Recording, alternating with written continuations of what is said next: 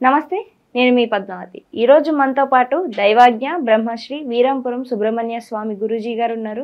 నమస్కారం గురువుగారు. శుభాశీస్సులండి. గురువుగారు, మే నెలలో చూసుకున్నట్టయితే కనుక కర్కాటక రాశి వారికి అసలు వీరికి గోచారం ప్రకారం ఏ విధంగా ఉంటుందంటారు? దాంతో పాటుగా ఎటువంటి విషయాల్లో వీరు తప్పనిసరిగా జాగ్రత్తలు పాటించాలంటారు? మంచి విషయమేనండి. మనం చెప్పుకుంటున్నటువంటి ప్రతి రాశి వారికి అందులో కర్కాటక రాశి వాళ్ళు, ఈ కర్కాటక రాశి వాళ్ళు మే నెలలో పట్టిందల్లా బంగారమే. మట్టి పట్టుకున్నా కూడా బంగారమే. మట్టి పట్టుకుంటే బంగారం ఏమిటి స్వామి అంటారేమో. ఈరోజు మనం ఒక స్థలం గజం వచ్చేసి 50,000 పెట్టి కొన్నామనుకుందాం. ఇది రేపు లేదంటే వారానికో నెలకో ₹1,00,000.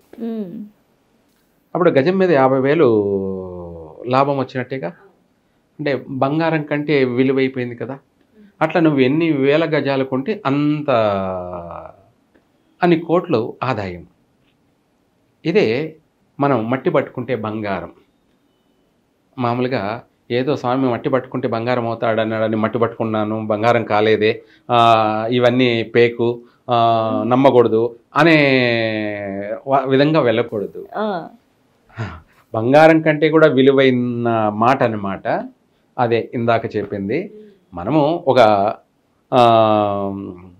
పొలం అని మనము అది ఒక ₹1,00,00,000 పెట్టి కొన్నామనుకోండి, ఒక ఎకరా.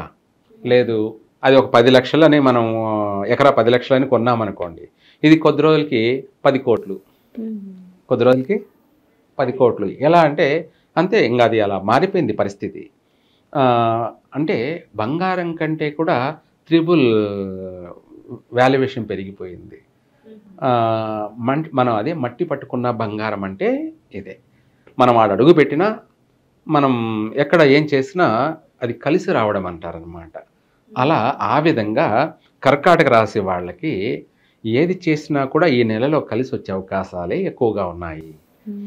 కర్కాటక రాశి వారికి మే నెలలో మంచి ఆర్థికపరమైనటువంటి యోగం విశేషంగా ఉంటుంది.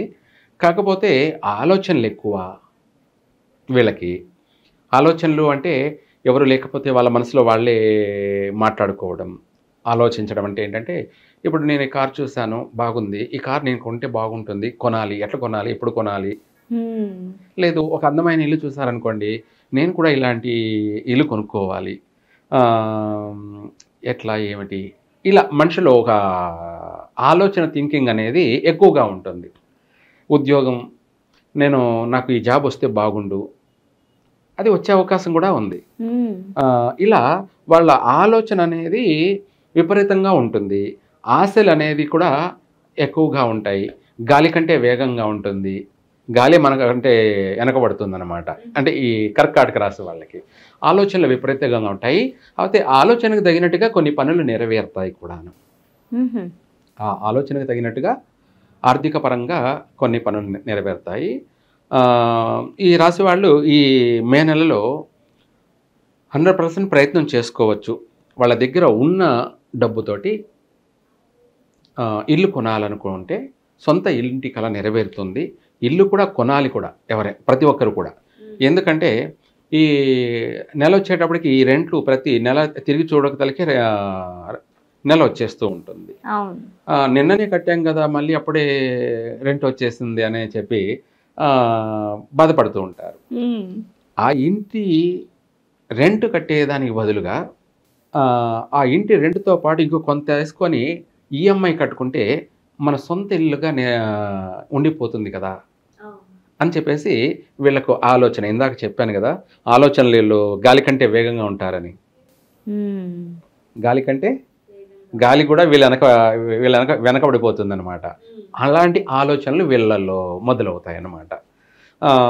అదే తడువుగా వాళ్ళ దగ్గర ఉన్న సొమ్ముతోటి ఈఎంఐకి వెళ్ళడము, లోన్కి వెళ్ళడము, లేకపోతే ఇంకొకటి ఎట్సెట్రా చేసి ఇల్లు కొనడం జరిగిపోతుంది. ఈ నెలలో మే నెలలో ఇల్లు కూడా కొంటారు. అలాగే కొనాలనే ఆశ కూడా మొదలవుతుంది కొంతమందికి. ఆ విధంగా స్థిరపడే అవకాశం కూడా ఉంది ఈ మే నెలలో. స్థిరపడే అవకాశం కూడా ఉంది కర్కాటక రాశి వారికి. అన్ని విధాలుగా అన్ని రంగాలలో రాణించే అవకాశం కూడా ఉన్నది.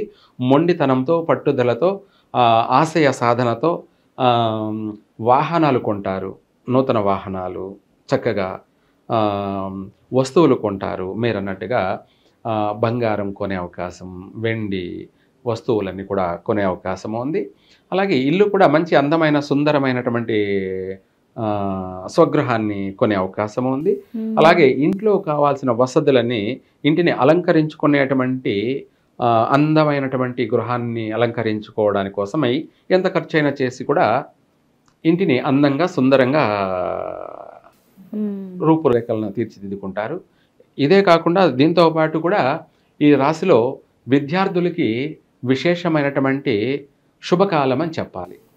ఈ రాశిలో పిల్లలందరూ కూడాను చెప్పాలంటే ఎక్కువగా అధికంగా డాక్టర్ బైపీసీకి సంబంధించినటువంటి సబ్జెక్టుల్లో కూడా రాణించే అవకాశం ఉంది. లేదా నేవీకి సంబంధించినటువంటి వాటిల్లో కూడా వీళ్ళు రాణించగలుగుతారు.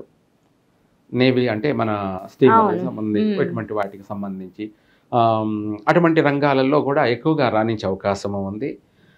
విద్యార్థులకి మంచి మార్కులతోటి అనుకున్న దాన్ని సాధించే అవకాశం కూడా ఈ రాశి యొక్క విద్యార్థులకి కలిసి వచ్చే కాలం అని చెప్పాలి.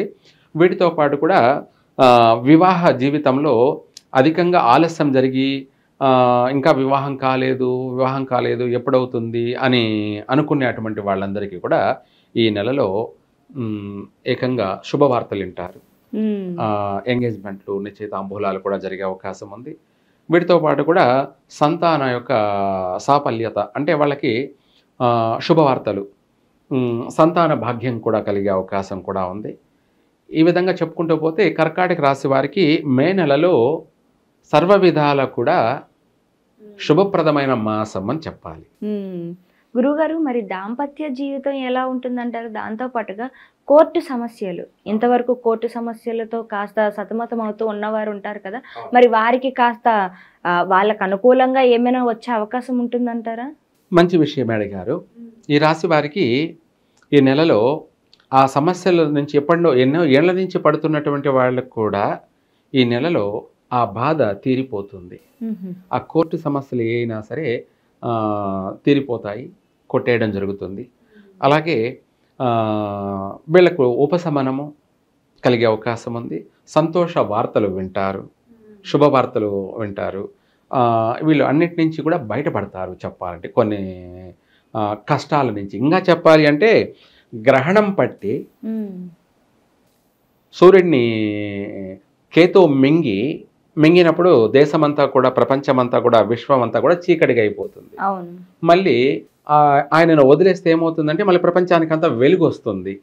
అదేవిధంగా ఈ కర్కాటక రాశి వారికి ఉన్న కష్టాల నుంచి ఒక్కసారిగా అంటే ఈ నెలలో బయటపడతారు. కాబట్టి అటువంటి కష్టాలన్నీ కూడా తొలగిపోతాయి. కాబట్టి ఆ గ్రహణ పీడ నుంచి ఎట్లా బయటపడ్డాడో సూర్యుడు, ప్రపంచానికంతా ఎలా వెలుగు మళ్ళీ ఇచ్చాడో ఆ విధంగా వీళ్ళు ఆ అనేక కష్ట నష్టాల నుంచి కూడా బయటపడతారు. మళ్ళీ వీళ్ళకు జీవితం పైన నూతన ఆశయాలు పెరుగుతాయి. ప్రతి విషయాల్లో కూడా పట్టుదలతోనూ, మనోధైర్యంతోనూ, అలాగే ఊహించినటువంటి రెట్టింపు సాహసోపేతంగాను, బలమైనటువంటి సంకల్ప బలంతోనూ ప్రతి రంగంలో కూడా రాణించగలుగుతారు కూడా. ఒకసారి వీళ్ళకు మబ్బు అలా వీడిపోయినట్టుగా ఉంటుంది. గురుగారు, మరి వీరు ఎటువంటి పరిహారాలు చేసుకోవాలంటారు? లేకుంటే ఎటువంటి దేవాలయాల్ని సందర్శించడం వల్ల వీరికి ఉన్న కష్టాల నుంచి కాస్త ముక్తి దొరికే అవకాశం ఉంటుందంటారు? ఈ కర్కాటక రాశి వాళ్ళు సోమవారము శివునికి పెరుగన్నతో అభిషేకం చేస్తూ వెళ్తే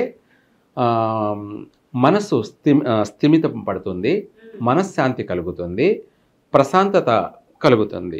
ఏదైనా సరే మనిషికి మనశ్శాంతిగాను ప్రశాంతంగాను ఉన్నాడు అంటే అన్ని పనులు నెరవేరుతుంటేనే, చక్కగా అనుకున్నది ఏదైనా నెరవేరినప్పుడే మనిషి మనశ్శాంతిగాను ప్రశాంతంగాను ఉండగలడు. అలా ఉండాలి అంటే సోమవారం శివునికి పెరుగు అన్నంతో అభిషేకం చేయడం వల్ల వీళ్ళ జీవితము ఆరోగ్యపరంగానూ ఉంటుంది, అనుకున్న పని నెరవేరుతుంది. ఒక మాటలో చెప్పాలంటే ఇక సర్వకార్య సిద్ధిరస్తు, చక్కని అభివృద్ధి కలుగుతుంది. చాలా చక్కగా వివరించారు గురువుగారు. అయితే కర్కాటక రాశి వారికి ఏ విధంగా ఉంటుందో పాటుగా ఏ పరిహారాలు చేసుకోవాలి అన్న విషయానికి వస్తే దేవాలయం విషయంలో చాలా చక్కగా వివరించారు ప్రతిదీ కూడాను. ధన్యవాదాలు గురువుగారు. సర్వే జన సుఖినో భవంతు.